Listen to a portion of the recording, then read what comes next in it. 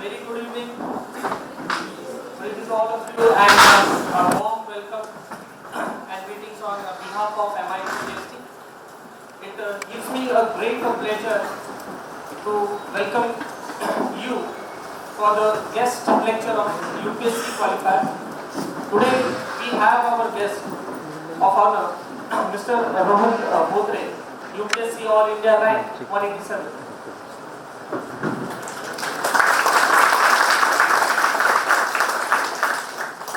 We also have on the dais Professor S.B. Dharmapatre, our head and director of MIT CST. A warm welcome to all other dignitaries of the dais, guests and invitees, my dear colleagues and students. I request all of you to stand for our World Peace Prayer.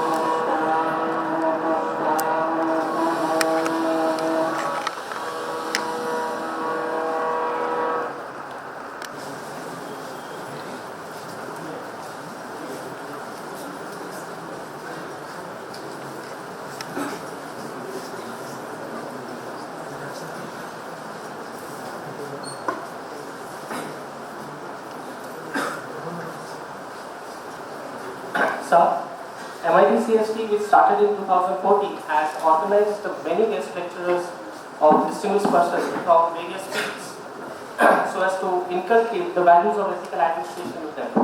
MIT CST has also organized interactive sessions with UPSC toppers to address the challenges faced by UPSC and MPSC aspirants. MIT CST is also standing tall and rising high with the mission to contribute to the nation through ethical administration. Now, I request Professor S.B. Dharmapatre to felicitate Mr. Rohan Bothre.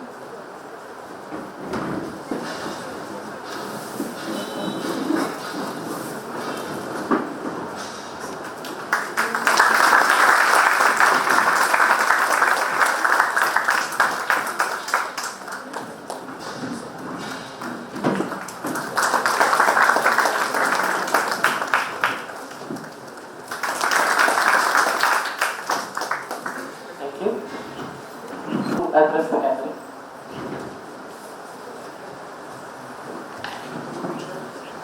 Today, I feel immense proud that MIT student Mr. Rohan Bothre has secured 187 rank in UPSC, and whenever I meet him first, in the first meeting, he tells us that what are the culture that MIT have developed? What are the extracurricular activities that MIT had conducted? It is the opportunity for all the students to enhance their personality, and which is very important to get success in UPSC examinations. Personality development is not a job of 1 day, 2 day, or 1 month, or 1 year. From the childhood, what are the teachers you got? How the environment in which you live? What are the thought processes about the nationalism, about the society that you got from your parents and the gurus? That is very important to make your attitude to serve for the nation and to serve for the society. And that attitude is very important to get selected in such type of examinations. As per the evaluation procedure of mains and interviews is concerned, these values are more important. And whenever we have conducted a felicitation ceremony, a number of toppers come here and they have made the guidance to you. Mr. Rashid Raj, who is second topper in 2030, he also told that the content is not important, but the values which are emerging from that content, these values are more important. What it means, your thought process, your attitude towards any problem of the nation, the problem of the society, how you think over that. And how your thinking should be such that you should think in various dimensions to a particular problem. It may be socio-economic, religious, political, and so on. And therefore, whenever you are reading, you are doing the preparation, you have to change your attitude in such a way that whatever you think, you should think about the nation, you think about the society, and you think about the problem of people of India. I welcome Rohan Bothre for this lecture, and I feel proud that from these institutions he got the guidance. He has involved in a various extracurricular activities. And one more thing, जब कोई गुरु को अगर कोई students आके मिलता है और वो बोलता है कि सर मैं इसमें सक्सेस हो गया, उससे बड़ा आनंद दुनिया में कोई नहीं है। मैंने देखा है, वीडी करार सर को जब रोहन बोथरे मिले थे, मंगेशी करार को जब रोहन बोथरे मिले थे, उसने उन लोगों को जो हैप्पीनेस था, क्योंकि सबसे बड़ी अगर कोई जिंदगी में कमाई होती है तो हमारा गुरु, हमारा शिष्य जो है वो दुनिया में जाके तरक्की करे, सोसाइटी, देश के लिए कुछ सेवा करे। और आज वही अनुभव हम सब as a member of MIT group of institution हम महसूस करते हैं। मुझे उनका फोन आया कि सर मैं आया हूँ यहाँ अभी गुड़ा में, वो दिल्ली चले गए, सब गेस्ट लेक्चर कब रखना है। मोस्ट ऑफ द टाइम्स हम दूसरों को बुलाते हैं तो हमको ज़्यादा 3-4 बार फोन करना पड़ता है, लेकिन या उनका फोन आया कि सर मुझे स्टूडेंट के साथ मिलना है, स्टूडेंट के साथ इंटरेक्शन करना है। सबसे ज़्यादा ये चीज़ बहुत इम्पोर्टेंट है। आप कोई भी सक्सेस हासिल करो, आप कितने भी मुकाम पर पहुंचो, लेकिन जिस माटी से, जिस आदमी से आप जुड़े हैं, उस आदमी के प्रति आप संवेदना रखो। और ये संवेदना मैंने रोहन बोथरे के पास, उनके पास यह संवेदना में देखी है। हम सब भाग्यवान हैं कि आज उनका मार्गदर्शन हमारे लिए प्रेरणादायी रहेगा। उन्होंने यहाँ से BE सिविल करने के बाद उच्च शिक्षा प्राप्त की बाहर जाके, आई थिंक पर्ड्यू यूनिवर्सिटी में उन्होंने आगे का MS का एजुकेशन उन्होंने पूरा किया। और उसके बाद उनको लगा कि मुझे एडमिनिस्ट्रेटिव फील्ड में जाना चाहिए, जहाँ मुझे एक अधिकार है कि सोसाइटी या देश के बारे में मैं कुछ कर सकूँ। वहाँ आने के बाद भी उन्होंने सोचा कि मुझे एडमिनिस्ट्रेशन में जाना है, उन्होंने स्टडी किए। तो आज मैं उनको रिक्वेस्ट करता हूँ कि वो आप खुद के बारे में, उन्होंने स्ट्रगल कैसा किया, उन्होंने प्रीलिम्स की पढ़ाई, बेस की पढ़ाई, इंटरव्यू के बारे में उनका एक्सपीरियंस क्या रहा, ये सब हमारे साथ आप शेयर कीजिए। मैं उनको धन्यवाद देता हूँ। आगे के उनके जीवन के लिए मैं शुभकामनाएं व्यक्त करता हूँ। जय Hind. Thank you, sir. Now I would like to call upon our today's eminent guest, Mr. Rohan Bothre, to address and guide the student with respect to UPSC and MPSC preparation. Respected Dharma sir, Director of the CST Institute, the professors that are present here, and my dear friends. It's a very pleasurable moment for me to come here and address the crowd in my same college, the same college that I've studied and received my education in civil engineering.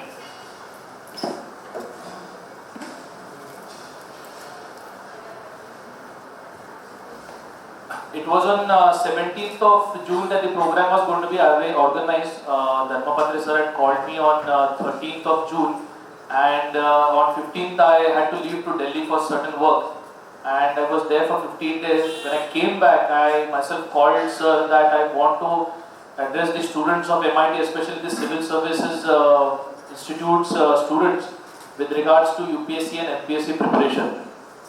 How many of you understand Marathi here? Okay, everybody. So I'll switch between English and Marathi, and you can ask me questions in Marathi or English, any language, when we have an interaction session. In 2000, from 2005 to 2009, I was in MIT for civil engineering, and after completion of my degree with a distinction, I went to Purdue University in America for studying structural engineering and construction management there, and came back in the year 2011. Now, what the most important thing is what brought me back to India. When I was in America, I could see the vast differences in between the level of development that I saw in between America and India. Purdue University campus was in a pretty rural area, pretty suburban area. So I could see that even when the campus is in a rural area, the residents of the campus had easy accessibility to the basic facilities of drinking water, electricity, and all these things. But when you compare these parts to the parts of Latur, Usmanabad, Bid, I think many of the students, some of the students may be from that part also. We have a water scarcity. There was a drought in the past 2-3 years. People commit suicide, farmers commit suicide rather.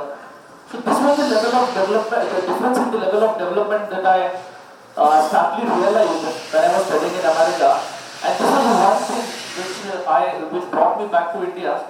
The only feeling that I could do something for the country if I would be in the public life. Now, तीन चीजें होती है public life में enter करने के लिए. एक तो चीज है कि मैं एनजीओ ज्वाइन करूं, दूसरी चीज है कि पॉलिटिक्स में एंटर करूं, तीसरी है कि सिविल सर्विसेज का प्रिपरेशन करके सिविल सर्विसेज में आईएएस आईपीएस के पोस्ट पे मैं सिलेक्ट हो जाऊं. एनजीओ का कोई एक्सपीरियंस नहीं था, इसलिए एनजीओ मैं ज्वाइन नहीं करना चाहता या रादर एस्टैब्लिश नहीं करना चाहता और ज्वाइन भी नहीं करना चाहता क्योंकि मुझे कोई एक्सपीरियंस नहीं था एनजीओ का. दूसरी जो मेरे पास विकल्प था वो था कि पॉलिटिक्स में एंटर करूं, तो मुझे इस बात की पूरी गारंटी थी कि मुझे कोई वोट नहीं देगा, इसीलिए पॉलिटिक्स में जाने का सवाल नहीं खड़ा होता. इसीलिए मैंने सोचा कि सिविल सर्विसेज मेरे जैसे मिडिल क्लास फैमिली में से आने वाले एक विद्यार्थी के लिए बहुत एक अच्छा प्लेटफॉर्म रहेगा so that they can enter the civil life. So it was in 2011 that I came back from America, and 2012 I started the UPSC preparation. During the preparation phase, I took like almost 4 attempts to crack the exam, and it is almost 4.5 years now since I started the preparation. तो इन 4 सालों में मुझे अनगिनत दिक्कतों का सामना करना पड़ा. Not on the financial ground, I come from a very decent family, so financial शायद मुझे तकलीफ नहीं होगी, पर एकेडमिक ग्राउंड्स पे या पर्सनल ग्राउंड पे बहुत सारी दिक्कतों का सामना करना पड़ा. क्योंकि 4 अटेम्प्ट जब लगते हैं तो लोगों का नजर तुम पे हमेशा रहती है कि भाई तू कर क्या रहा है, तू अमेरिका से पढ़ाई की तूने, तू निकल जा वहाँ पे पीएचडी कर, नौकरी कर, अच्छी नौकरी मिल जाएगी, तो why are you coming back to India, क्यों आना चाहता है तो इंडिया में, क्यों तू इंडिया में सिविल सर्विसेज की प्रिपरेशन करना चाहता है. क्योंकि जो भी मेरे साथ जो भी स्टूडेंट्स मेरे साथ पढ़े थे, मेरी यूनिवर्सिटी में ज्यादातर आईआईटीएंस रहते थे, और सारे लोगों को प्रोड्यूसर डिग्री मिलने के बाद बहुत सारी अच्छी अच्छी अपॉर्चुनिटीज मिली थी। कोई अभी फेसबुक में काम कर रहा है, कोई गूगल में काम कर रहा है। तो हमेशा लोग एक सवाल पूछते थे, यार वहाँ पे 50 लाख 60 लाख रुपए की नौकरी छोड़ के तो यहाँ पे 40-50 हजार रुपए की नौकरी करने के लिए क्यों आया है? पर हमेशा एक मन में रहता था, एक डिटर्मिनेशन बांध के रखा था, कि मोटिवेशन रखा था कि इंडिया में आना है और इंडिया में सिविल सर्विसेज की ही प्रिपरेशन करनी है। चाहे अमेरिका में मेरे दोस्त मर्सिडीज बेंज में से घूमे, चाहे बंगले खरीद ले, पर मुझे यही करना है और इसी में से करियर करने का एक मुझे मौका हासिल करना है। और 2016 में अभी मेरा जब रिजल्ट आया 2016 मई के 10 तारीख को, तब से जिंदगी काफी बदल गई। ये 2 महीने बहुत ही अच्छे रहे। अनेक फेस्टिवल, मुझे फेलिसिटेशंस में, सेमिनार्स में जाने का मौका मिला।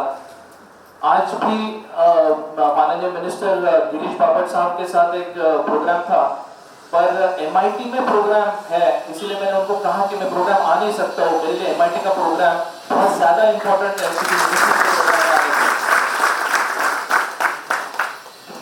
तो 2012 में जब मैंने प्रिपरेशन स्टार्ट की, उसके बाद मुझे बहुत सारे स्टेजेस पे दिक्कतें आई, बहुत सारे स्टेजेस पे मुझे फेलियर्स भी आए। जैसे कि 2012 और 13 की मैंने मेंस तो दे दी, पर उसमें सक्सेस हासिल नहीं हुई। 2014 में मैंने प्रीलिम्स ही क्रैक नहीं की। तो जब प्रीलिम्स और मेंस मेरी क्रैक नहीं होती थी, तो दोस्त हमेशा फोन करके पूछते थे कि यार तू ये क्या कर रहा है। घर पे जब लोग आते थे तो ऐसे आते थे कि टाइटैनिक का जहाज डूब गया हो और उसमें मेरी मौत हो गई हो, और इस प्रकार से घर पे आते थे और पूछते थे कि यार तू यहाँ पे ठीक नहीं है, तू इंडिया वाला आदमी नहीं है, तू अमेरिका चला जा, इतनी अच्छी डिग्री तूने हासिल की, वहीं पे कुछ करियर वगैरह बना ले। कितने साल तो अभी 3 साल हो गए, 3.5 साल हो गए, अभी कितने साल और यूपीएससी की प्रिपरेशन करेगा। तो पहला जो मैं हमेशा मेरे भाषण में जब भी मैं स्पीच या लेक्चर देता हूँ कहीं पे, पहला एक मैं जो चीज कहता हूँ लोगों को, एस्पिरेंट्स को, कि मोटिवेशन लेवल हमेशा बनाए रखें। मोटिवेशन लेवल के बिना आपकी ये प्रिपरेशन कभी पार नहीं होगी, कभी भी आप इसमें सक्सेस नहीं हासिल कर पाओगे। See, this preparation is all about hard work and consistency. If you don't have the willpower to do hard work and maintain consistency, don't ever dare to come into in this period of UPSC preparation. Because I've seen candidates who do the preparation for 6 months, 1 year, 2 years, 1.5 years, and leave the preparation in between. अगर success नहीं मिलते तो छोड़ देते हैं और फिर दूसरा कुछ करते हैं। तो इसकी दिक्कत जो है ये है कि उनके इयर्स वेस्ट हो जाते हैं, 2 साल वेस्ट हो जाते हैं। उन्होंने इतनी सारी पढ़ाई भी की रहती है, पर उसका कोई उपयोग नहीं कर पाते, यूपीएससी में सिलेक्शन भी नहीं हो पाता, और प्राइवेट सेक्टर में नौकरी मिलने के लिए उनका एक्सपीरियंस भी नहीं होता, तो नौकरी भी कम पैसों की मिल जाती है। तो पहली जो चीज मैं स्टूडेंट्स को यहाँ पे कहना चाहता हूँ कि अगर आपने डिसाइड किया है कि यूपीएससी की प्रिपरेशन करनी है, तो आप पूरी मेहनत के साथ, ताकत के साथ इस फील्ड में उतरना और आप मेहनत करना। चाहे आपको कितनी भी दिक्कत आए, चाहे आपको फाइनेंशियल दिक्कतें आए। धर्मपात्र सर से अभी मैं जब बात कर रहा था, उन्होंने मुझे कुछ कैंडिडेट, 3 कैंडिडेट शायद यहाँ पे बैठे, उनका मुझे एक उदाहरण दिया कि बहुत ही फाइनेंशियल कंडीशन खराब है इन कैंडिडेट्स की, पर MIT ने जो इंफ्रास्ट्रक्चर खड़ा किया है, MIT जैसा शायद ही कॉलेज इंडिया में, महाराष्ट्र में मैंने देखा होगा कि इतना बड़ा इंफ्रास्ट्रक्चर खड़ा किया है। इतने सोशल लोग हैं यहाँ के, प्रोफेसर्स हैं, डॉक्टर विश्वनाथ जी कराड़ है, राहुल कराड़ जी है, जो भी यहाँ की बड़ी हस्तियां हैं, बड़े फैकल्टीज हैं, उन्होंने एक सोशल रिस्पॉन्सिबिलिटी के तौर पे सिविल सर्विसेज सेंटर को शुरू किया है। तो मैं ये कहना चाहता हूँ कि अगर फाइनेंशियल आपको कंस्ट्रेंट्स है, तब भी आप इस प्रिपरेशन को अच्छी तरीके से कर सकते हो। अभी बीच में एक लड़के का, अभी मेरे साथ एक लड़का हमेशा प्रोग्राम में रहता है, अंसार शेख उसका नाम है, आपने शायद नाम सुना होगा। और उसके जो पिता है वो एक रिक्शा चलाने वाले हैं, तो इतनी बुरी उनकी फाइनेंशियल कंडीशन थी, पर उसको फाइनेंशियल कंडीशन को फाइट करके उन्होंने ये जो मुकाम हासिल किया, ये IAS बनने का, ये काबिल तारीफ है। फाइनेंशियल दिक्कतों के अलावा भी देयर आर मेनी इश्यूज जो कि इस प्रोसेस में आते हैं। डिप्रेशन एक कॉमन चीज है, यूपीएससी प्रिपरेशन करने वालों में डिप्रेशन, मोटिवेशन की कमी एक कॉमन चीज होती है।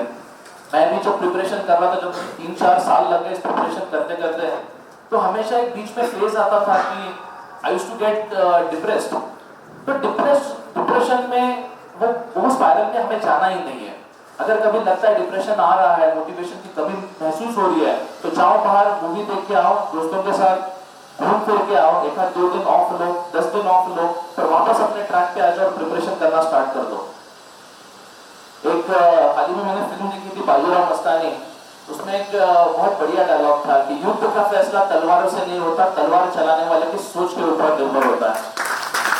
तो इसका मतलब क्या है? इसका मतलब है कि चाहे कितनी भी दिक्कतें हमें आए, हमें डटे रहना है इस फील्ड में और तभी सक्सेस मिल सकती है।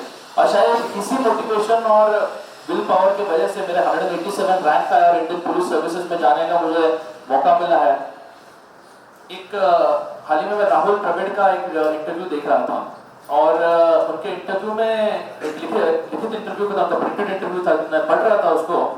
तो वो इंटरव्यू में उन्होंने एक चाइनीज बैम्बू का उदाहरण दिया है। ये जो पेड़ है, बहुत ही उनकी उसकी खासियत है कि हम जब वो जो सीड है चाइनीज बैम्बू की, जो हम अगर जमीन में उसको लगाते हैं और उसको पानी डालते हैं तो कंसिस्टेंट कंटिन्यूअसली 5 साल तक हमें आधा इंच भी ग्रोथ उसकी दिखाई नहीं देती है। अब करीबन 4.5-5 साल के बाद वो पेड़ एकदम से झट से बढ़ने लगता है और करीबन 6 महीने में 90 फीट तक उसकी हाइट जो है वो हासिल करता है। इसका मीनिंग क्या है? राहुल द्रविड़ को इसमें से कहना क्या था कि ये पेड़ 5 साल क्या कर रहा है, उसका फाउंडेशन, उसका बेस जो है वो अच्छा कर रहा है। तो यूपीएससी प्रिपरेशन में हम जब उतरते हैं तो हमें प्रिपरेशन बहुत ही अच्छी रखनी है, हमें अपना फाउंडेशन बहुत अच्छा करना है। चाहे आप पॉलिटी पढ़ रहे हो, हिस्ट्री, ज्योग्राफी, चाहे कोई भी सब्जेक्ट पढ़ रहे हो, एकदम अच्छे से पढ़ना, उसको उसके नोट्स निकालना, उसको रिवाइज करते रहना, ये बहुत ही इंपॉर्टेंट चीज है यूपीएससी प्रिपरेशन में। फाउंडेशन हमारा बहुत अच्छा होना चाहिए, तभी हम वहां जाके 1750 मार्क्स की मेंस एग्जाम और 400 मार्क्स का मार्क्स प्रीलिम्स एग्जाम और 275 नंबर का इंटरव्यू हम फेस कर पाएंगे। तो फाउंडेशन बेस रखना अच्छा बहुत ही इंपॉर्टेंट है। MIT ने मुझे भी सर बोल रहे थे कि क्लासेस भी उन्होंने चालू कर दिए, 2 साल हो गए हैं एकेडमी को। और हमारे वक्त जब मैं यूपीएससी की मैं जब इंजीनियरिंग की प्रिपरेशन इंजीनियरिंग में था यहाँ पे, तो इतनी अच्छी सुविधा शायद उस समय पे नहीं थी। सिविल सर्विसेज का इंस्टीट्यूट उस समय पे खुला नहीं था। तो मुझे लगता है उसका कहीं ना कहीं नुकसान हमें हुआ होगा कि हमें लेट पता चल गया कि यूपीएससी क्या होती है, यूपीएससी के लिए प्रिपरेशन कैसे की जाती है। और आप इतने भाग्यशाली हो कि आपको अपने कॉलेज में ही ये इतनी बड़ी सुविधा आपको मिली है कि आप इस इंस्टीट्यूट पे जा सको, आप लेक्चरर से रूबरू हो सको, उनसे बात कर सको, लेक्चर में बैठ सको और एक अच्छा और अनोखा गाइडेंस आप दे सको। हम वैसे प्रीलिम्स और इंटरव्यू के बारे में इंटरेक्शन सेशन में ज्यादा बात करेंगे, पर मैं थोड़ा प्रीलिम्स और मेंस के बारे में कहना चाहता हूँ। यहाँ पे यूपीएससी कितने लोग प्रिपेयर कर रहे हैं? ओके, तो सभी कर रहे हैं। और एमपीएससी? ओके, 2-4 लोग। देखो, प्रीलिम्स की जब हम पढ़ाई करते हैं, जब हम प्रीलिम्स की पढ़ाई की शुरुआत करते हैं, सबसे इंपॉर्टेंट चीज है कि you need to have a good understanding of the prelims syllabus. ये मेंस को भी लागू होता है कि जब भी तुम कोई भी आप प्रिपरेशन स्टार्ट कर रहे हो, चाहे आप एमपीएससी हो, यूपीएससी हो, पीएसआई, एसटीआई, जो भी एग्जाम आप देना चाहते हो, चाहे वो जीआरई हो, कैट हो, सिलेबस का थोरो अंडरस्टैंडिंग होना इस प्रिपरेशन के लिए बहुत जरूरी है। सिलेबस का अंडरस्टैंडिंग क्यों इंपॉर्टेंट है? क्योंकि हम जब एग्जाम में फेस करते हैं, स्पेशली मेंस एग्जामिनेशन को फेस करते हैं, तो हम पूरा सिलेबस पढ़ नहीं पाते। पूरा सिलेबस मेंस का पढ़ना शायद ह्यूमनली पॉसिबल भी नहीं है। तो इंटरलिंकिंग आंसर लिखते समय हमें वो सिलेबस के पॉइंट्स याद आ जाते हैं कि जैसे सेकंड पेपर है, जनरल स्टडीज का सेकंड पेपर है, उसमें पॉलिटी, उसका बेसिक जो पेपर है वो पॉलिटी के ऊपर पेपर है और इंटरनेशनल रिलेशंस। और शायद हम सभी टॉपिक्स एग्जाम को जाने के पहले पढ़ ना पाए, तो जब हम आंसर लिखते हैं तो आंसर राइटिंग में हमें वो सिलेबस के पॉइंट्स याद आ जाते हैं और वो कॉन्सेप्ट्स को हम अपने आंसर के साथ इंटरलिंक कर सकते हैं। तो सबसे पहले आप प्रिपरेशन स्टार्ट करने के पहले आप सिलेबस को अच्छे से पढ़िएगा, उसको चाहे तो रट लीजिए, उसको प्रॉपर आत्मसात कीजिए, उसको प्रॉपर उसका अंडरस्टैंडिंग कीजिए और तभी आगे बढ़िए। सेकंड इंपॉर्टेंट मेंस का सिलेबस है। उसके बाद सबसे जो इंपॉर्टेंट चीज मुझे लगती है वो है कि क्वेश्चन पेपर एनालिसिस। जितना आप पढ़ाई को महत्व देते हो, उतना ही इंपॉर्टेंस आपको देना है आपके क्वेश्चन पेपर एनालिसिस को। When we analyze the questions of the previous 20 years, we understand the trend of those questions कि कैसे कैसे वो क्वेश्चन आगे बढ़ रहे हैं, कैसे कैसे चेंजेस हो रहे हैं वो क्वेश्चन में.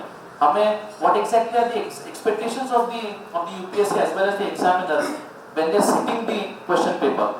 So when we understand the mind map of the question of the examiner, then and then only the success is guaranteed. See, when we are talking about UPSC, approximately 6.5 lakh people, 6 lakh people appear for the exams. और उसमें से हम अगर हमें वो 1000 की list में आना है तो कुछ ना कुछ अलग करने की जरूरत है. चाहे वो आंसर राइटिंग हो, चाहे वो आपकी प्रिपरेशन की मेथड हो, सबसे और मोस्ट इम्पोर्टेंट थिंग है कि syllabus as well as question paper को प्रॉपर्ली एनालाइज करना. यूपीएससी की प्रिपरेशन में और एक मैं जो चीज हमेशा कहता हूँ वो है कि आपके रिसोर्सेज जो है, आपके बुक्स जो है उसको लिमिटेड रखना.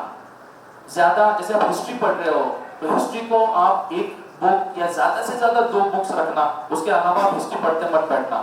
फॉर एग्जांपल मैंने देखा है कि वर्ल्ड हिस्ट्री एक टॉपिक है हमें, फर्स्ट पेपर जनरल स्टडीज में वर्ल्ड हिस्ट्री का टॉपिक है हमें, उसके ऊपर इतनी सारी बुक्स अवेलेबल है मार्केट में कि एनसीईआरटी है, नॉर्मन लॉग है, जैनन माथुर है, अनेक बहुत सारी बुक्स है, शायद आपने नाम सुने होंगे या नहीं भी सुने होंगे. तो मैंने देखा है 2-3 क्वेश्चंस आने हैं वर्ल्ड हिस्ट्री में से और 2-3 क्वेश्चन के लिए लोग 1000-1000 1,500 2,000 पेजेस के बुक्स पढ़ लेते हैं तो उसका आउटपुट नहीं मिलता है. The most important thing is to read only 1 book at the max 2 books and read those books again and again. अभी एक विद्यार्थिनी से मैं बात कर रहा था तो मुझे पूछ रहे थे कि इकोनॉमी के लिए दत्त सुंदरम पढ़ने की जरूरत है क्या. तो दत्त सुंदरम है इतनी बड़ी बुक, तो वो कुछ क्वेश्चन उसके आने हैं प्रीलिम्स में इकोनॉमी के, कुछ क्वेश्चंस आने हैं अपने मेंस में. मैंने उनको सलाह दी कि आप कम साइज वाली बुक पढ़ना, उसके पेजेस कम पढ़ना, पर देखना कि सारी चीजें कवर की है कि नहीं. बुक्स की साइज मैटर नहीं करती. ऐसा नहीं है कि आपने 1000 पढ़ने की अगर बुक पढ़ ली तो आपको सारे आंसर आप क्रैक करोगे, आंसर कर पाओगे. The most important thing is to limit the size of the books, limit the pages and limit the content also. और ट्राई करो कि कंटेंट को आप कवर करो. अगर छोटी भी बुक यूज कर रहे हो तो देखो कि कंटेंट उसका क्या है, उसका इंडेक्स पेज खोल के देखो, एक बार रीड करके देखो कि क्या है इसमें, और तभी आपको समझ आएगा. हेवी बुक्स को अवॉइड करना, यूपीएससी प्रिपरेशन में हेवी बुक्स को अवॉइड करना. Next important thing is the use of the internet in UPSC preparation. Internet पे बैठे बस प्रिपरेशन करने के नाम पे यूट्यूब खोल दिया और प्रिपरेशन हो रही है, तो ऐसा मत कीजिए.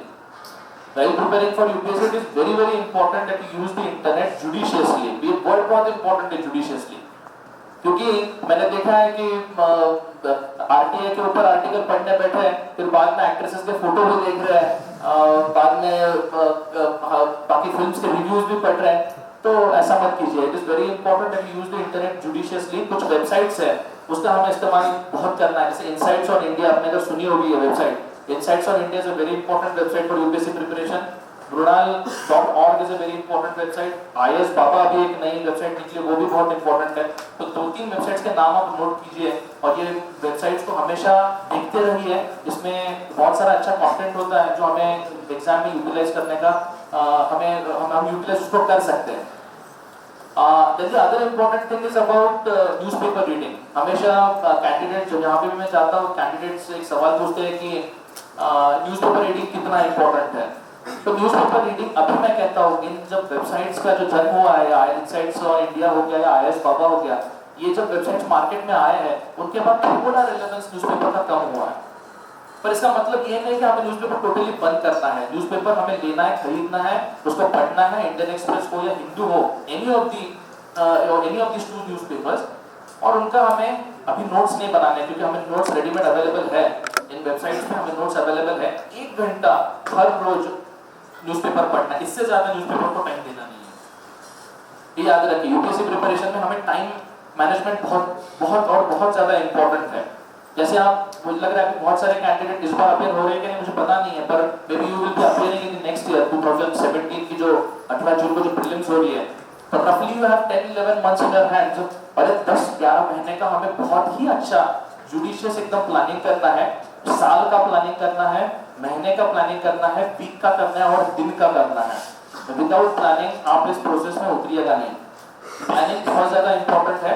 हर दिन का प्लानिंग, हर सब्जेक्ट को आप कैसे कैसे कवर कर रहे हो, एक स्टेप बाय स्टेप प्रिपरेशन का एक शेड्यूल अपना होना चाहिए. एक बार अगर आप कोई समझो हिस्ट्री का स्पेक्ट्रम आप बुक उठाते हो मॉडर्न हिस्ट्री के लिए, तो उसको कम से कम 4 या 5 दिन लगातार पढ़िएगा। ऐसा नहीं कि सुबह हिस्ट्री पढ़ लिया, दोपहर को ज्योग्राफी पढ़ लिया, रात को इकोनॉमी पढ़ लिया, तो दिन में सब कुछ तो पढ़ लिया पर आज कुछ आ नहीं रहा है, एग्जाम में कुछ याद ही नहीं आ रहा है। तो सबसे इंपॉर्टेंट है कि एक सब्जेक्ट को कंसिस्टेंसी उसकी मेंटेन रखना। 4-5 दिन के बाद चाहिए तो आप उसको फ्लिप करो। मैं मानता हूँ कि प्रिपरेशन के दौरान कभी कभी बोर होने लगता है, वो सब्जेक्ट अच्छा नहीं लगता है, कभी कभी मन नहीं करता है वो सब्जेक्ट पढ़ने का। तो सबसे इंपॉर्टेंट है कि आप कंसिस्टेंसी मेंटेन कीजिए, उस सब्जेक्ट को आप 4 से 5 दिन पढ़िए।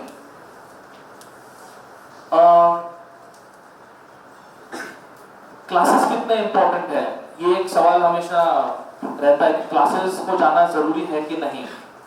जब मैंने 2012 में प्रिपरेशन स्टार्ट की थी तो मैंने कोई क्लास नहीं लगाया था। 2012 और 13 मैंने 2 साल पुणे में पढ़ाई की और पुणे में घर पे बैठ के पढ़ाई की, तो कोई गाइडेंस नहीं था। तो ये प्रोसेस, ये जो एग्जाम है, क्लासेस से भी इंपॉर्टेंट है कि आपको प्रॉपर गाइडेंस मिलना चाहिए। और पुणे में मुझे लगता है कि गाइडेंस की कमी है और MIT इस कमी को पूरा कर रहा है। तो मुझे लगता है MIT का जो सिविल सर्विसेज का जो सेक्टर है वो आप ज्वाइन कीजिए अगर किसी ने किया नहीं हो तो, क्योंकि गाइडेंस इस प्रोसेस में बहुत इंपॉर्टेंट है। इतना सारा ये ओशन है, UPSC इज लाइक ओशन, इसका सिलेबस इतना ज्यादा वास्ट, इतना ज्यादा बड़ा है कि कभी कभी आदमी खो जाता है पढ़ते पढ़ते, ये समझ में नहीं आता कि क्या पढ़ूं और क्या नहीं पढ़ूं। तो इसके लिए प्रॉपर टीचर्स का गाइडेंस होना, जो लोग इस प्रोसेस में से गए, थ्रू इसके गए, चाहे उनको सक्सेस मिली हो या नहीं मिली हो, उनका एक प्रॉपर गाइडेंस लेना बहुत जरूरी है। The next important thing that we'll discuss is the importance of optional in this exam. Optional subject बहुत ही ज्यादा important है। Optional subject के ऊपर अपनी रैंक भी मैटर करती है और proper selection of optionals is extremely important. तो हम जब optional select करते हैं तो 2-3 चीजों का ध्यान रखना चाहिए। First important is कि उसकी मटेरियल की अवेलेबिलिटी कितनी है, हमारी ग्रास्पिंग कैपेसिटी कितनी है वो ऑप्शन की।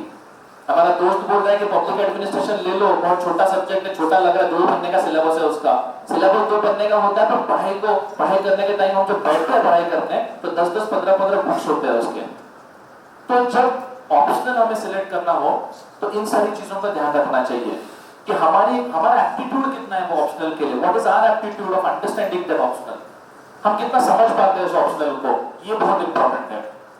ऑप्शनल अभी बहुत सारे इंजीनियरिंग के ग्रेजुएट्स यहाँ पे, ज्यादातर इंजीनियरिंग के ग्रेजुएट्स, सभी इंजीनियरिंग के ग्रेजुएट होंगे शायद यहाँ पे, उनको मैं कहना चाहता हूँ अगर आप इंजीनियरिंग का सब्जेक्ट ले रहे हो तो उसके पीछे एक चीज इंपॉर्टेंट होनी चाहिए दिमाग में कि हमने इंजीनियरिंग में पढ़ाई कितनी की है हमारे कॉलेज में। ये सबसे इंपॉर्टेंट चीज है। तो जैसे मैकेनिकल इंजीनियरिंग का कोई स्टूडेंट है, क्लास ही गया नहीं, पता ही नहीं कि शाफ्ट कैसे फंक्शन करता है, तो मैकेनिकल इंजीनियरिंग लेने चले, क्योंकि हमने किया 4 साल वही पढ़ रहे थे सर, एग्जाम दे दिए, 50% नंबर भी आ गए तो अभी UPSC में हो जाएंगे, ऐसा नहीं है। तो ये चीजें समझो कि मैथमेटिक्स अगर आप ले रहे हो तो बचपन में मैथमेटिक्स कितना अच्छा था हमारा, 9वीं-10वीं में मैथमेटिक्स में नंबर कितने, नंबर से भी ज्यादा हमने पढ़ाई, हमें आता है क्या मैट्रिसेस का, अगर आपने सवाल ले लिया तो मैट्रिसेस सॉल्व करना आता है, पता है क्या पहले तो मैट्रिसेस क्या है। तो ये सारी चीजें बहुत इंपॉर्टेंट है जब हम ऑप्शनल सिलेक्ट करते हैं। ह्यूमैनिटीज का ऑप्शनल सिलेक्ट करने के टाइम पे एक चीज बहुत इंपॉर्टेंट है जो हमें ध्यान रखनी चाहिए, that is the aptitude of writing the answers. There may be some humanity students here, humanities मतलब क्या है, जो कि आर्ट्स के सब्जेक्ट है, public administration, political science, sociology, psychology, ये सारे सब्जेक्ट्स। और इन सारे सब्जेक्ट्स में मार्क्स अगर हमें हासिल करने हैं तो हमारा एप्टीट्यूड उस सब्जेक्ट का, राइटिंग स्किल बहुत इंपॉर्टेंट है, क्योंकि बहुत सारा कंसेप्ट का इंटरलिंकिंग करना पड़ता है हमें जब हम कोई ह्यूमैनिटीज का सब्जेक्ट एज ऑप्शनल लेते हैं, खासकर पब्लिक एडमिनिस्ट्रेशन और पॉलिटिकल साइंस। पब्लिक एडमिनिस्ट्रेशन कितने लोगों का है यहाँ पे, अगर कोई सोचा है कि पब्लिक एडमिनिस्ट्रेशन लेना है? एक भी नहीं है। Political science, sociology, anthropology, okay, तो आपने सिलेक्ट ही नहीं किया शायद बाकी लोगों ने। तो देखो, जब हम पॉलिटिकल साइंस के कुछ लोगों ने हाथ ऊपर किए थे यहाँ पे, पॉलिटिकल साइंस जब हम ऑप्शनल लेते हैं, political science is a very very vast optional. तो ये ऑप्शनल का पहले तो हमें एक हाथ पढ़ लेनी चाहिए ऑप्शनल की, और अगर हमें वो बुक पढ़ के अगर कुछ यूपीएससी के सवालों का अगर आंसर अगर हम दे पा रहे हैं, उसको लिख पा रहे हैं वो आंसर्स को, और तभी जाके वो सब्जेक्ट आप चूज कीजिए। तो पहले सब्जेक्ट का सिलेबस देखिए, सिलेबस देखने के बाद एक आधी उसकी जो बेसिक बुक है, जैसे पब्लिक एडमिनिस्ट्रेशन के लिए लक्ष्मीकांत की एक बुक है, लक्ष्मीकांत सर की, जो पब्लिक एडमिनिस्ट्रेशन में उन्होंने लिखी है, वो पढ़ना बहुत जरूरी है। और वो पढ़ने के बाद हमें अगर 20-30% भी अगर आंसर करने आ रहे हैं, क्वेश्चंस को आंसर करने आ रहे हैं, सवालों के जवाब हम दे पा रहे हैं, और तभी जाके ऑप्शनल सब्जेक्ट सिलेक्ट करना चाहिए। और मैं बहुत एक इम्पोर्टेंट चीज यहाँ पे कहना चाहता हूँ। मैं अभी हाल ही में एक कोल्हापुर में एक प्रोग्राम हुआ था वारणा नगर में, वहाँ पे फेलिसिटेशन रखा था, और फेलिसिटेशन रखने के बाद कुछ लोग सेल्फी खींचने और ऑटोग्राफ लेने के लिए आए थे। तो उस समय पे एक लड़के ने बहुत अच्छा सवाल पूछा था कि सर मैं गर्लफ्रेंड और यूपीएससी को साथ में मैनेज कर सकता हूँ क्या? बहुत अच्छा सवाल लगा मुझे, और ये क्वेश्चन को यहाँ पे मैं डिस्कस करना चाहता हूँ कि यूपीएससी की जब प्रिपरेशन आप कर रहे हो, तो इन सब चीजों से थोड़ा दूर रहो 2-3 साल, क्योंकि प्रिपरेशन करते समय हमेशा इन चीजों से बहुत सारी दिक्कतें पैदा होती है। आप 10 बार फोन करोगे, हर एक घंटे में फोन करोगे कि क्या कर रहे हो, खाना खाया, सो गए, तो ये इससे आप बच के रहिए। अगर मैं किसी का रिलेशनशिप तोड़ना नहीं चाहता हूँ, और पर ये चीज आप हमेशा ध्यान रखिए, दोनों चीजें साइमल्टेनियसली करना बहुत मुश्किल है। अगर कोई मैनेज कर पा रहा है तो बहुत अच्छी चीज है, तो ये चीजें भी बोलना बहुत जरूरी है।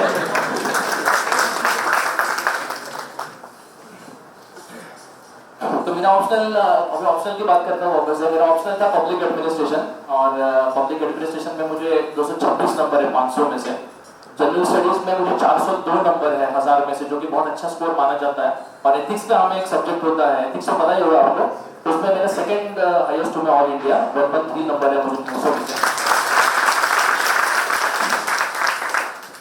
तो ये अटेम्प्ट में मैंने क्या ऐसा अलग कर दिया कि इंडियन पुलिस सर्विसेज में जाने का मौका मिला, जो कि मैंने पहले अटेम्प्ट में नहीं किया था? ये एक बहुत इम्पोर्टेंट सवाल है। ये अटेम्प्ट में मैंने स्ट्रेटजी मेरी बहुत चेंज करी थी। मैं जो पढ़ाई करने की मेरी टेक्निक थी वो मैंने बहुत चेंज की थी। अभी आप जब पढ़ने लगोगे, आप अपनी अपनी टेक्निक को अपनी अपनी टेक्निक इवॉल्व होते जाती है, स्ट्रेटजी अपनी अपनी खुद की इवॉल्व हो सकती है। पर मैं कुछ टिप्स देना चाहता हूँ यहाँ पे, जो मैंने इस समय पे की, इस अटेम्प्ट में की थी, जो कि मैंने पहले अटेम्प्ट में नहीं की थी। मेंस में मैंने 2012 और 13 में मैंने दो टाइम पे मैंने मेंस दी थी, और मेरा ओपन कैटेगरी, जनरल कैटेगरी से बिलोंग करता हूँ, जनरल कैटेगरी के कट ऑफ से मेरा हार्डली 6-7 नंबर से रुक जाता था मेंस। तो मैंने जब एनालाइज किया इन सारी चीजों को, तो मुझे 2 चीजें स्ट्राइक की। एक कि मैं पेपर कंप्लीट नहीं करता था। मैंने 2013 स्पेशली 13 के एग्जाम के बारे में बात करूँ, क्योंकि 13 के बाद पैटर्न चेंज हुआ है। 13 से लेकर अभी तक का पैटर्न में कंसिस्टेंसी रही है, जो कि पहले 12 में अलग था, 2 ऑप्शनल थे उस समय पे। तो 13 के पेपर में मैंने 1000 मार्क्स में से 800 मार्क्स का अटेम्प्ट किया था, जनरल स्टडीज का पेपर। और ऑप्शनल में मैंने 450 नंबर का अटेम्प्ट किया था 500 में से, तो करीबन 250 नंबर मैंने छोड़ दिए थे। और तब भी मुझे 557 नंबर थे उस समय पे मेंस में, और 564 कट ऑफ था, तो 6-7 मार्क्स से मेरी मेंस रुक गई थी।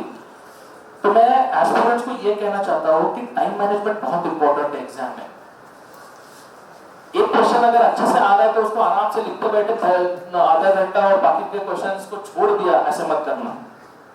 सबसे इंपॉर्टेंट है टाइम मैनेजमेंट। अगर आप टाइम मैनेजमेंट प्रॉपर्ली करोगे नहीं, वो 3 घंटे का, तो पेपर कंप्लीट होना मुश्किल है। और आप अगर पेपर कंप्लीट नहीं कर रहे हो, ये चीज आप बहुत आपके दिमाग में ये चीज होनी चाहिए कि अगर आप पेपर कंप्लीट नहीं कर रहे हो, तो दूसरा कोई पेपर कंप्लीट कर रहा है और आपके ऊपर उसके नंबर आने वाले हैं। तो पेपर कंप्लीट करना ये मेंस और प्रीलिम्स में भी बहुत इंपॉर्टेंट है। मेंस एग्जाम में टोटल 1750 में से आपका अटेम्प्ट एटलीस्ट 1700 प्लस होना चाहिए, and then only you can expect the rank in top 200 और 100, तभी आप रैंक हासिल कर सकते हो। टाइम मैनेजमेंट के साथ साथ सिलेबस का कवरेज ये बहुत इंपॉर्टेंट है। सिलेबस का कवरेज होना चाहिए, तभी आप आंसर्स अच्छे से लिख पाओगे। फैक्ट बेस बहुत अच्छा होना चाहिए। When you are writing an answer of general studies or even in your optional, especially public administration and sociology, the fact base must be very good. And fact base मतलब क्या है कि India का GDP कितना है, China का GDP कितना है, इंडिया में कितने घरों में इलेक्ट्रिसिटी अभी पहुंच गई है, कितने घरों में इलेक्ट्रिसिटी पहुंची नहीं है, इंडिया में कितने पब्लिक प्राइवेट पार्टनरशिप के प्रोजेक्ट्स लिटिगेशन में है, कितने अमेरिका में लिटिगेशन में है, कुछ एक अपने पास फैक्ट बेस होना चाहिए, तभी एग्जामिनर को लगता है कि ये लड़के ने पढ़ाई की है। क्योंकि एनालिटिकल जो पार्ट होता है वो सारे लोग लिखने वाले हैं, तकरीबन सेम आंसर्स होते हैं हर कैंडिडेट के, और अगर हमें अपने आंसर को कुछ अलग दिखाना है, डिफरेंट दिखाना है, तो फैक्ट बेस नंबर आना आंसर में बहुत जरूरी है। उसके अलावा you need to put some diagrams in your answers. Mains में, एग्जाम में डायग्राम्स आना बहुत जरूरी है।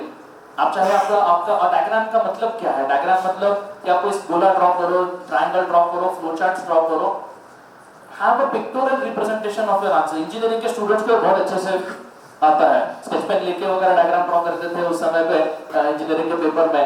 तो ये डायग्राम ड्रॉ करने की जो आदत है इसको छोड़ना पड़ता है। Whenever you are making your notes also try to make some diagrams in your notes and try to revise those diagrams so that you can apply those diagrams in your paper also. So fact base और diagram ये बहुत important चीज है। Notes making कितना important है, ये भी बहुत जगह पे मुझे पूछा जाता है कि नोट्स मेकिंग कितना इंपॉर्टेंट, क्या क्या चीजों के नोट्स बनाने चाहिए। अब see there is no hard and fast rule to make notes. Make notes of those subjects which you find very difficult.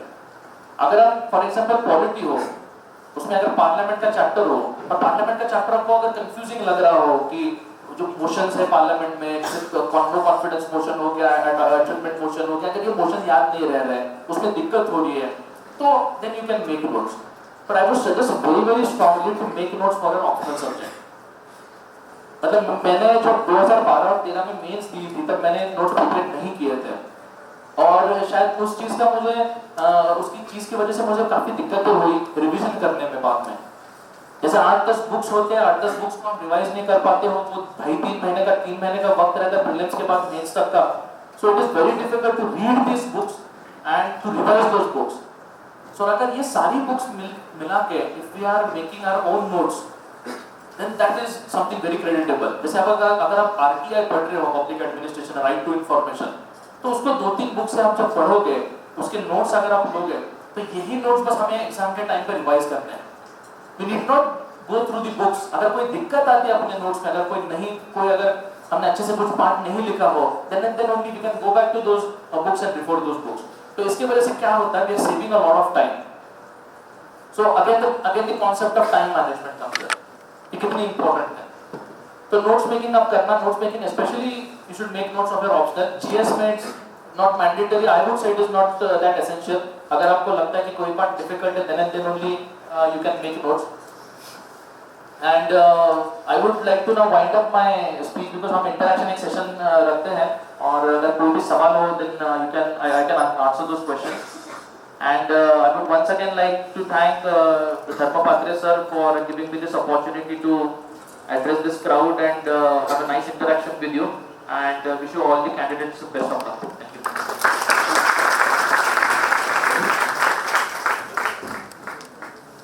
Students, if there are any questions, please ask one by one and raising your hands. Any questions? Yes? Sir. Management is an option. Is can you say how to study for management as an option?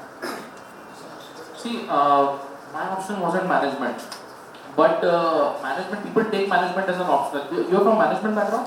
Yeah, I'm doing actually BBA. So Okay. for doing UPSC actually I teaching BBA. Okay. Doing management So as see, you can take management as an option, it's a good optional, but the only thing is that what I've heard is थोड़े number कम आ रहे हैं उसमें अभी, but it is not the criteria of deciding the optional।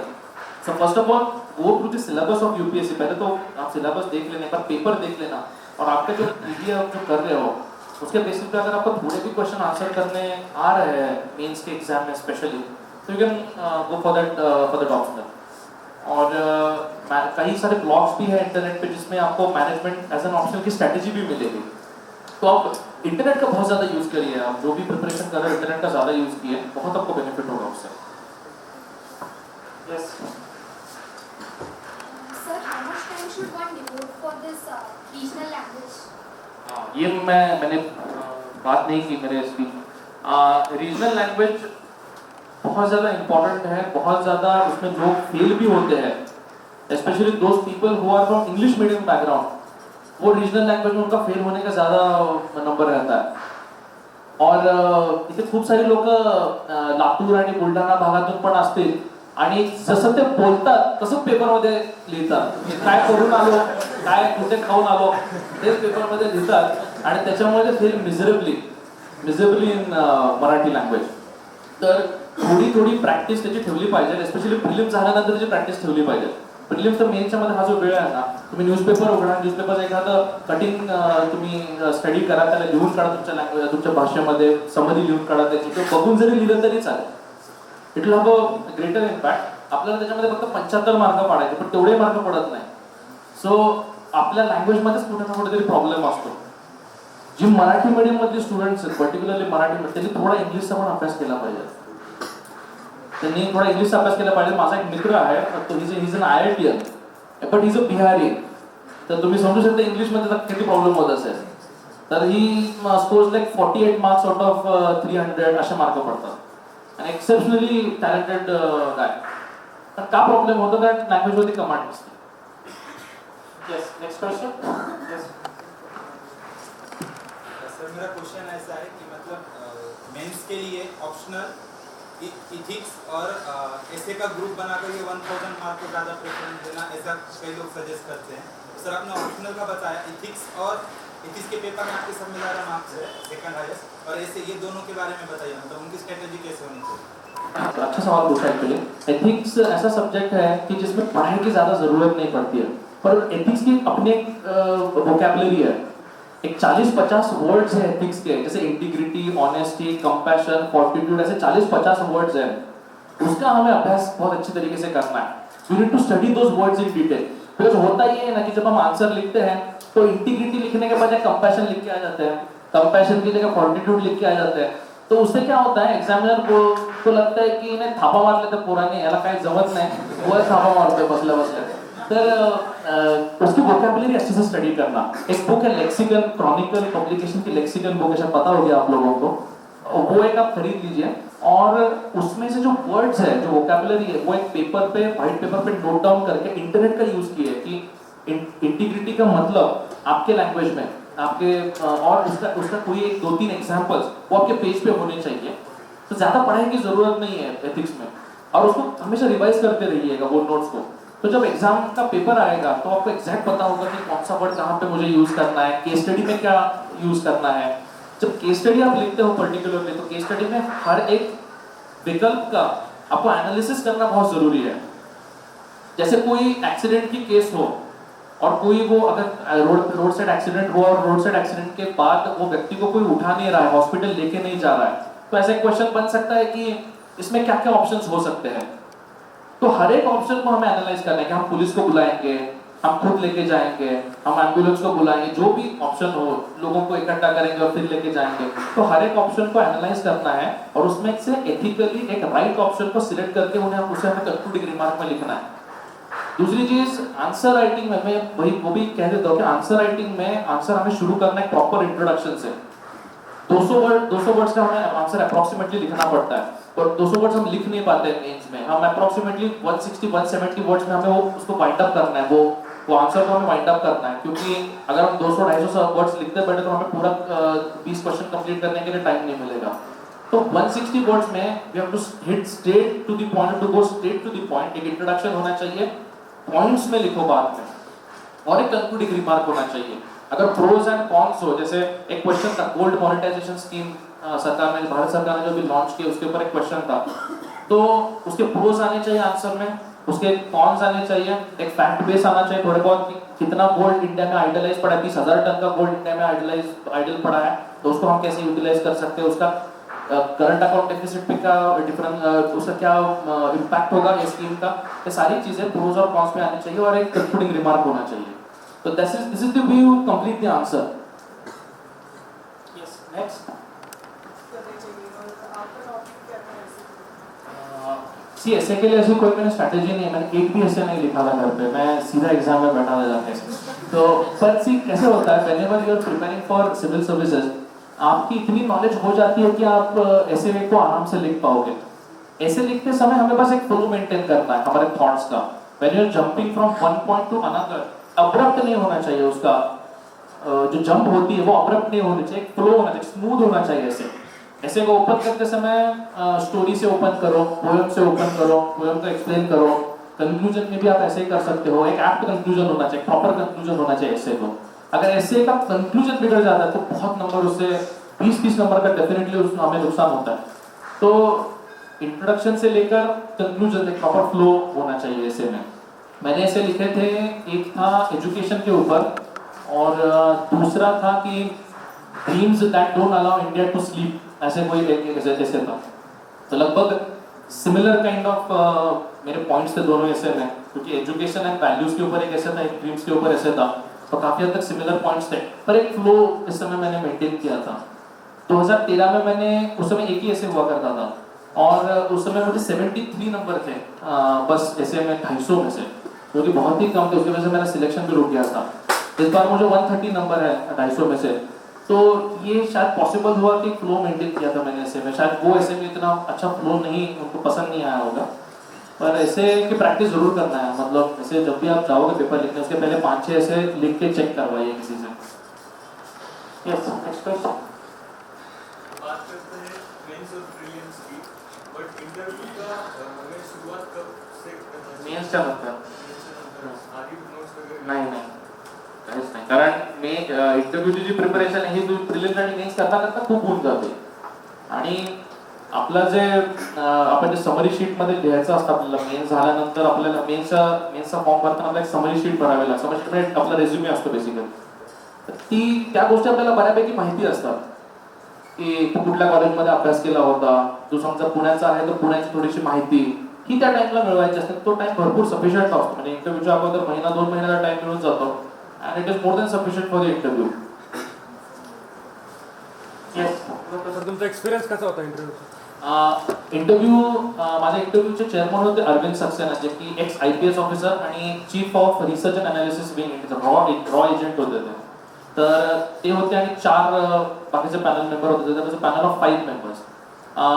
I was asked questions mostly about civil engineering degree that I completed in America.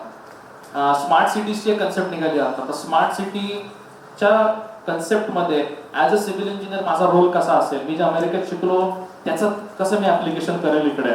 Second, माझा optional public administration होता, त्याच्यावरती मला बरेच क्वेश्चन विचारले होते. त्यावेळेस 356 प्रेसिडेंट राष्ट्रपती शासन लावलं होता उत्तराखंडमध्ये, प्रेसिडेंट रूल, तर त्याच्याबद्दल मला बरेच क्वेश्चन विचारले होते. आय कम फ्रॉम पुणे, तर पुण्यावरचे मला भरपूर क्वेश्चन विचारले. भंडारकर इन्स्टिट्यूट काय आहे, तिथे का वादग्रस्त काय आहे, तिथे का वाद होत राहतात सारखे, पुण्याचे ट्रॅफिक प्रॉब्लेम कसा आहे, as a civil engineer how would you solve the traffic problem, थोडे सिव्हिल इंजिनिअरिंगचे कन्सेप्ट मला विचारले होते. But I didn't score much marks in interview. I had 154 out of 275 in interview, not a very good score, but my main score was very good, that's why I could manage to come in the top 200. Final year studying for mechanical engineering, and I'll be giving the 2017 exam.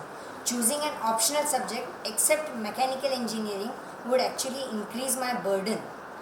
Studying You can go differently for for that. mechanical engineering. Mechanical Yes. engineering ला तिथे म्हटलं ना की चांगला अभ्यास जर केला असेल इंजिनिअरिंगला तर त्याच्यात जायला काही हरकत नाही. जर फर्स्ट क्लास जर असेल हां आहे. तर you can go for mechanical engineering.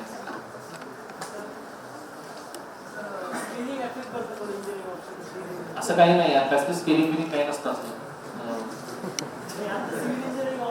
नाही काहीच नसतं असं. मार्क सगळ्या विषयांमध्ये पडतात, सगळ्या विषयांतून you find toppers coming in top 100-200 लिस्टमध्ये येणार, 1000च्या लिस्टमध्ये येणार आहे. They are from varied background, mathematics, physics, chemistry, zoo, botany, सगळ्या ऑप्शन्समधून लोक सिलेक्ट होतात. स्केलिंग आपण विचार नाही करा, आपण आपलं काम करायचं जे केलं, जे अभ्यासाचं दिलं ते, आणि that would be more than sufficient.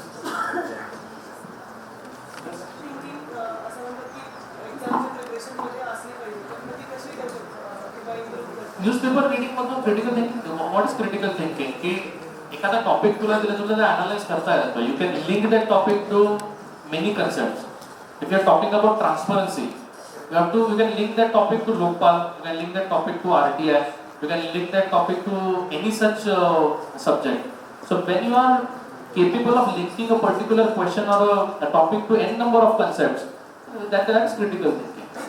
So it ultimately develops when we read a lot during this preparation phase. Any more questions?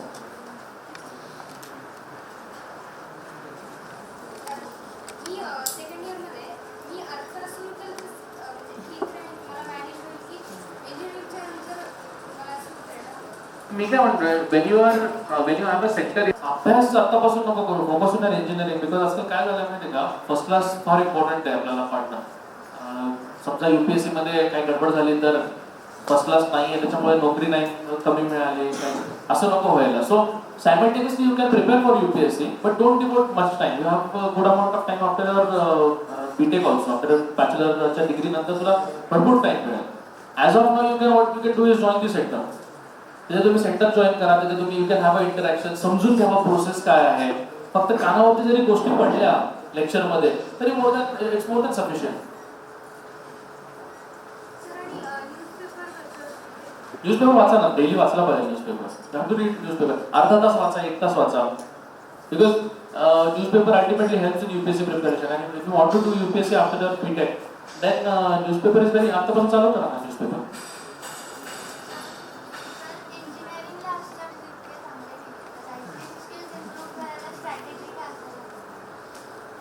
Engineering complete झालंय का? जी when you start preparing for UPSC, तुमची रायटिंग स्किल म्हणजे तुम्ही आपाप तुम्ही focus करायला लागता. तुम्ही टेस्ट सिरीज जॉईन करणार, तुम्ही न्यूजपेपर वाचणार, खूप साऱ्या वेबसाईट पण मी आता सांगितलं त्याही तुम्ही रीड करणार. तर त्याच्यामध्ये तुमची आपाप रायटिंग स्किल होती चांगली. तुमच्याकडे जेव्हा कंटेंट असतो लिहिण्यासाठी, then you can think of writing skill. पण आता कसं कंटेंट नाही आहे, मग आपल्याला वाटतं की मला लिहिता येईल का हे answers. Will it be possible for me to write this many question. जेवढे क्वेश्चन येतात 120 क्वेश्चन असतात टोटल मेन्समध्ये, ते शक्य होईल का? पण ते होतं शक्य. एका सर्टन टाइम नंतर आपली मेंटल प्रिपरेशन एवढी चांगली होऊन जाते की रायटिंग पण येऊन जातं बरोबर.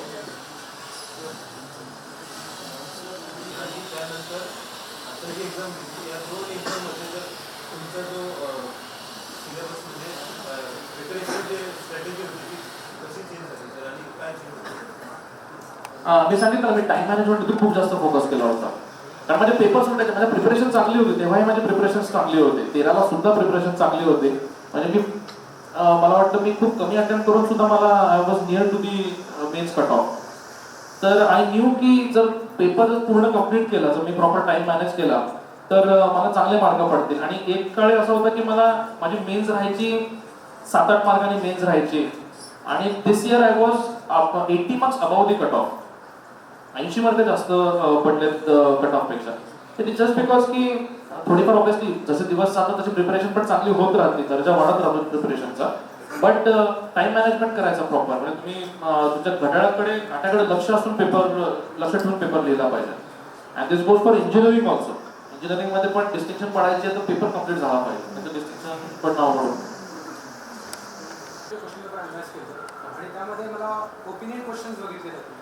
तर ओपिनियन क्वेश्चनमध्ये असं होतं की UPSC जनरली एक्सपेक्ट करते की तुमचा आन्सर बॅलन्स असला पाहिजे, की क्रिटिसिझम पण नसला पाहिजे आणि अप्रिशिएशन पण नसला पाहिजे. तर हा जो बॅलन्स आहे नक्की कसा मेंटेन करावा? ओपिनियन क्वेश्चन्समध्ये 2 बाजू असतात कुठल्या पण, पॉझिटिव्ह असतात, निगेटिव्ह असतात. आन्सर जेव्हा एंड करतो आपण कुठल्या ओपिनियन क्वेश्चनचं, ते पॉझिटिव्ह नोटलाच एंड करायचं. लक्षात ठेवा, मेन्समध्ये तुम्ही कुठले आन्सर लिहा, क्वेश्चन किती काय निगेटिव्ह असेल ना, आपलं जे conclusion it should always be positive और पॉझिटिव्ह नोट. तुम्ही एसे लिहिता, एसे सुद्धा पॉझिटिव्ह नोटलाच कन्क्लूड झाला पाहिजे. त्याला पॉझिटिव्हिटी दिसली पाहिजे त्या एक्झामिनरला. की नाहीतर एखादा ब्युरोक्रेसीवरती क्वेश्चन आला तर तुम्ही ब्युरोक्रेसीला IAS ला आपल्याला क्रिटिसाइज, तुम्हाला बनायचं IAS आहे पण तुम्ही त्याला क्रिटिसाइज करता.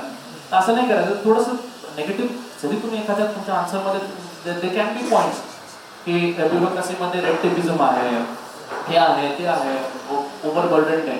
पण एंड करताना तुमचा ओपिनियन पॉझिटिव्ह असला पाहिजे.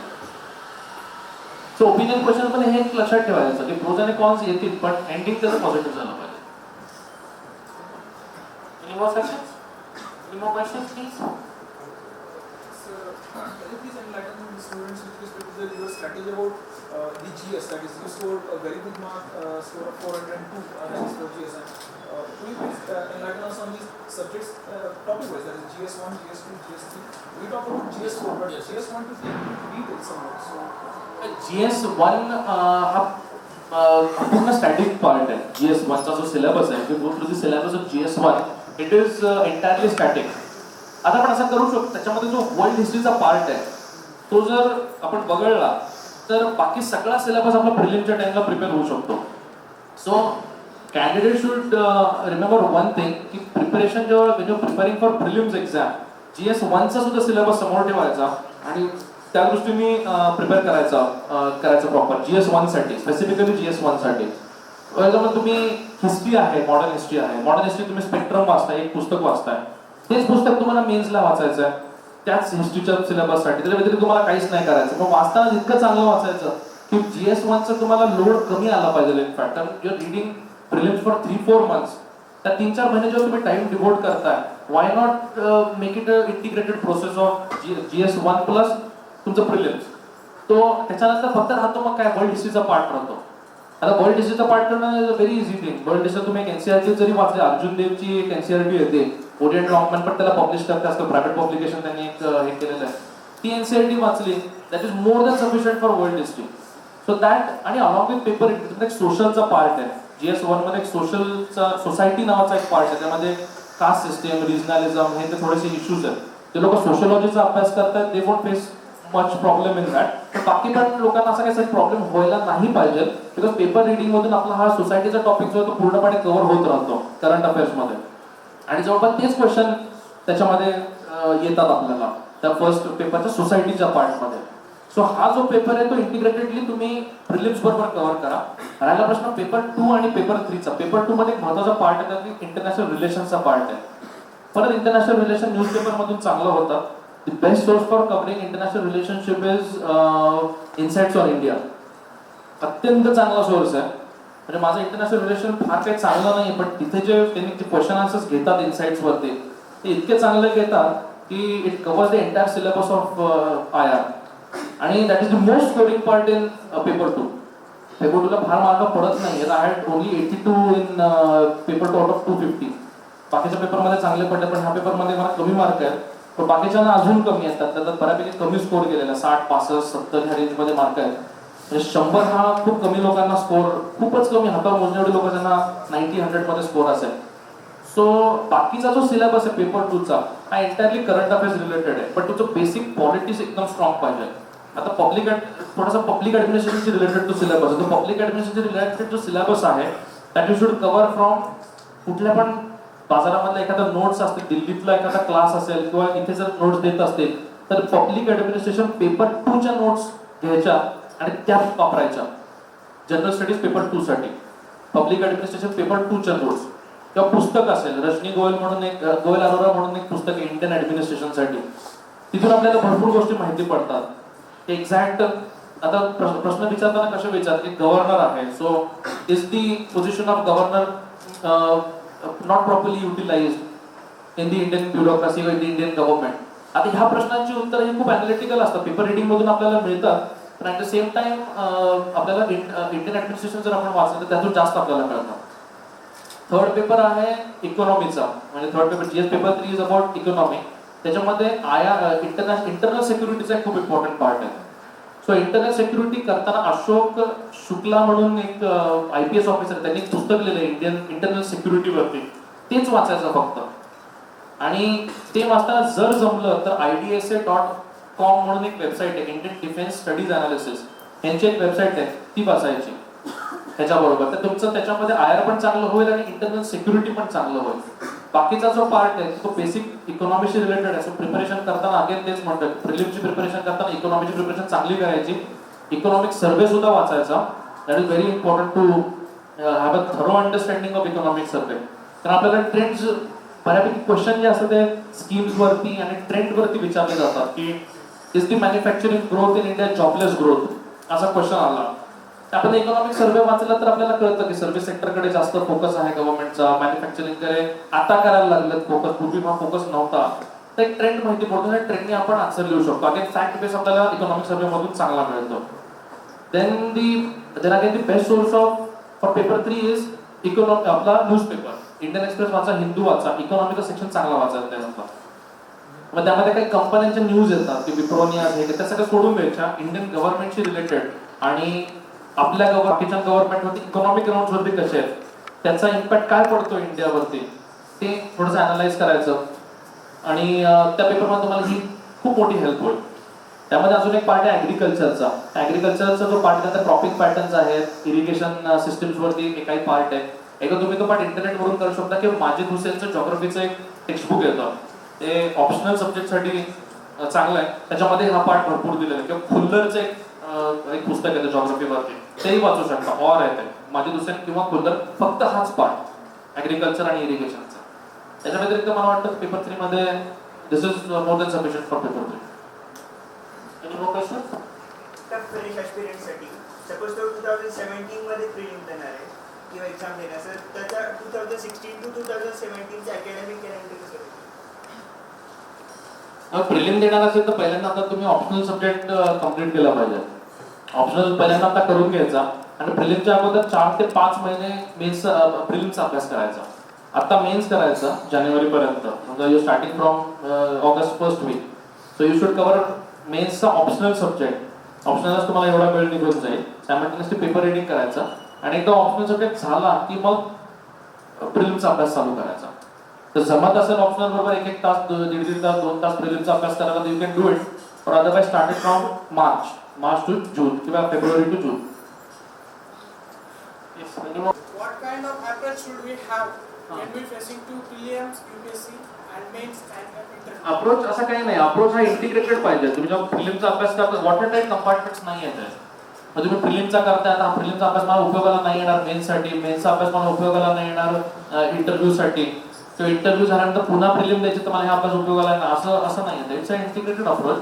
असं काही वॉटर टाईप कंपार्टमेंट करायची गरज नाही. When you study for prelims, study from such angle की हे मला मेन्समध्ये पण उपयोग करता येईल.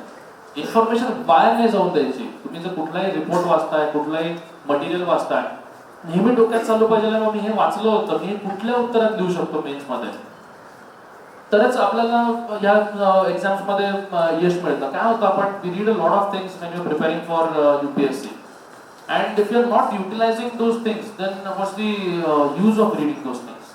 Otherwise don't read it. जर यूज करू शकत नाही तर वाचायचंच नाही ती गोष्ट.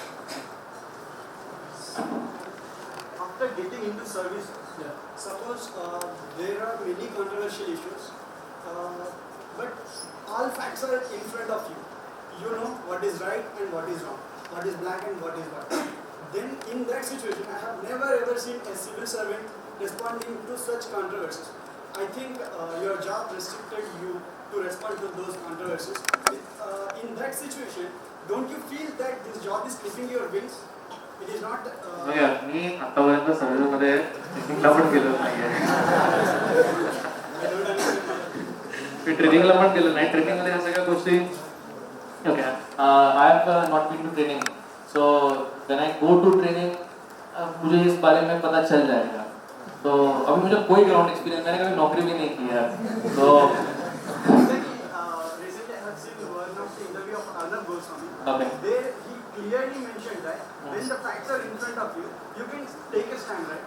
In this exam also we have to, even aspirants or maybe you, everyone, those who clear, we have to take a stand, neutral stand. We have to be in between.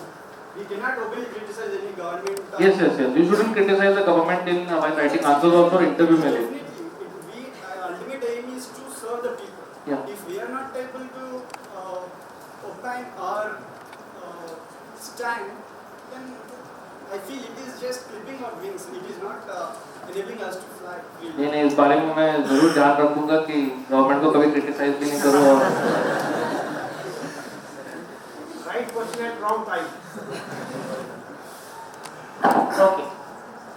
So we'll end this session. Thank you, sir, for your valuable time as well as your guidance. And yes, we'll go for a group photo also after that. And I hope best of luck to all the students. Whatever sir has guided you in the proper way, please make use of it. and please do take note of it. Now, I request all of you to please stand for our national anthem.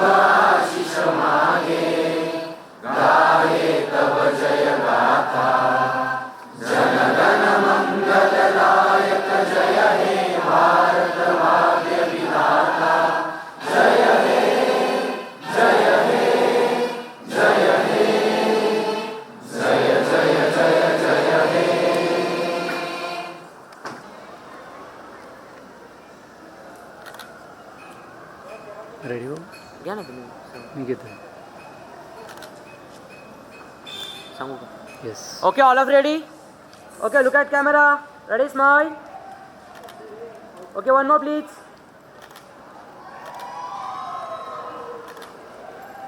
झालं